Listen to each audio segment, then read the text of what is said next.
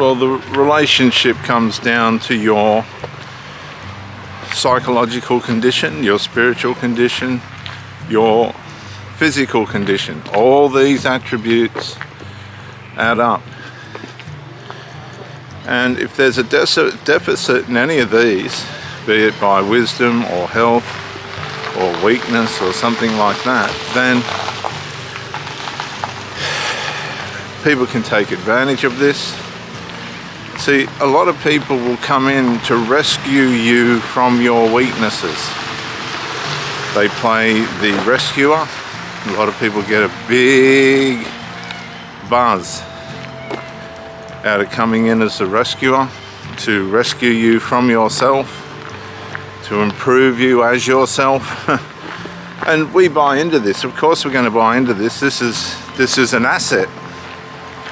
We regard this person not only as being attractive, but also as an asset. Okay? And what happens is, what happens when you buy a new car? As soon as you roll it off the floor, that asset starts to diminish its value. And humans are the same. Sometimes we overvalue, by first glance, the person that we meet, the person that we encounter. Hank, quick, hop, hop. So that puts us in a blindsided psychological position. We overrate the person that we've met. We overrate that person. And we blind ourselves from the judging faculties that we need to be on point.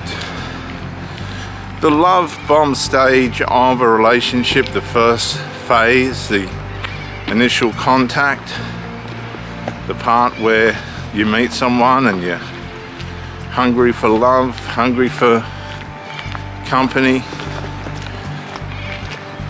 is not justification for letting down our guard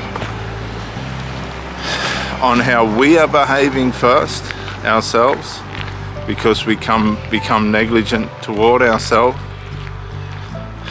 and then we become negligent to the reality of what the translation is of who this person is. We mistranslate a lot of the time by way of what we want to see.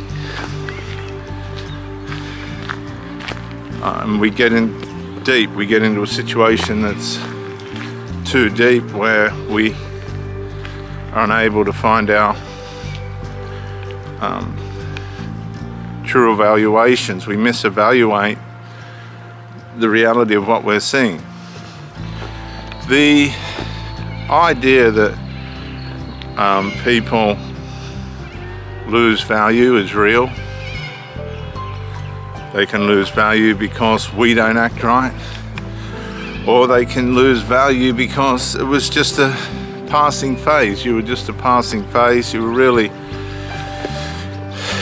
not as valuable as you thought you were. You were caught in the moment, as it were. You were lost in love. But these ignorances aren't excuses for ending up in a situation of hurt and pain and trauma and neglect. When you meet what's described as the narcissist, the love bombing will be big. I've met women, and I say this very carefully, but they've been in the bedroom within half an hour. Supposed to meet for an ice cream and go for a walk and get to know each other, and just total strangers. Having intimacy and being used. I've been used many a time by a woman that's had a fight with the boyfriend, only for watch her go back to the boyfriend, and glad she did. A lot of these people are nothing but trouble. But you can't tell that in the initial meeting. So you need to give yourself time to see the reality of who this other person is. A lot of these people just have agendas. They will use you as a convenience to meet some need that's not being met inside them, usually by way of a breakdown in a previous relationship that was illegitimate. It wasn't for the right reasons. You're not going to know this. You see, if everyone had a data sheet on how they've tracked in their relationships, a lot of people would not have partners, and a lot of people would have saved themselves a lot of grief, a lot of pain. When you weigh up that most people don't know how to navigate the dark side, as a matter of fact, they make the dark side their ally. They get infiltrated and influenced by evil spirits. They have no clue of their carnal nature. They run on that. They run on their lusts. When lust fires up, they're in bed with whoever is in front of them, which is called self-trashing, self-destructive behavior. Then add to that the cleverness of people that they are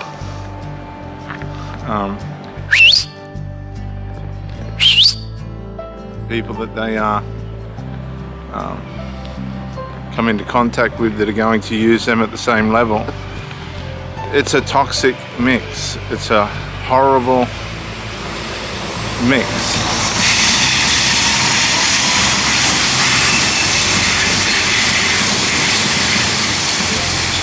And so if we had a data sheet of people's performances within relationships, how they've acted, what their attitude was, were they moral, were they integral, were they narcissistic, did they have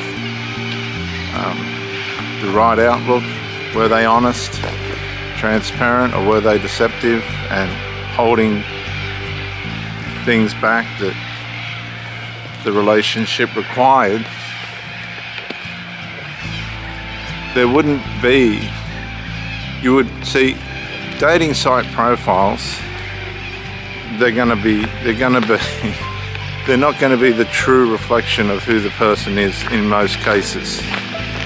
There's a big thing going on in Australia where people on dating sites are complaining about abuse.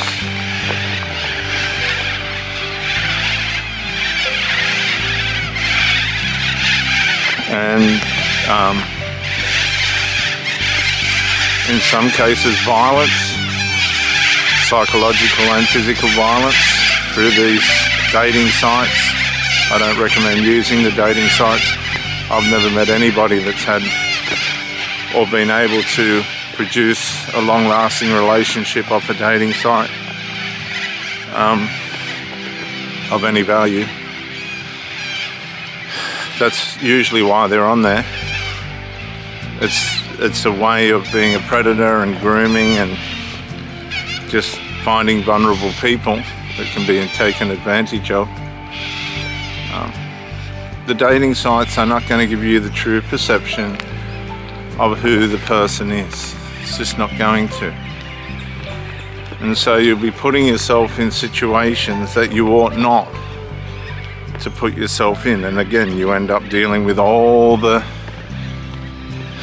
covert dysfunctions that will surface as the relationship goes on.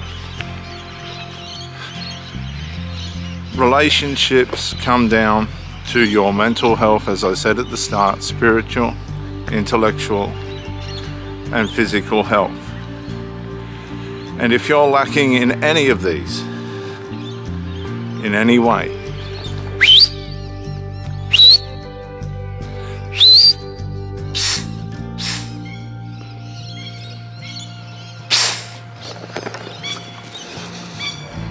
you missed it. You missed it.